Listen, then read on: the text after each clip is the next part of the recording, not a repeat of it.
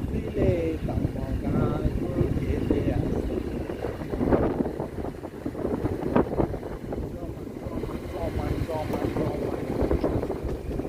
କେତେବେଳେ ଆସିବ ଆମ ଜଲ୍ଦି ନେଇ ଆଇଲେ ଭଲ।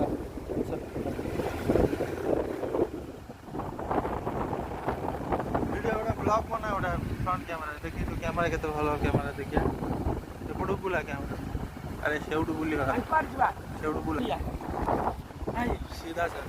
ହ୍ୟାଲୋ ଭାଇ ବଡ଼ି ପାଣି ଦେଖିବାକୁ ଆସିଥିଲୁ ବାହାରିଗଲା।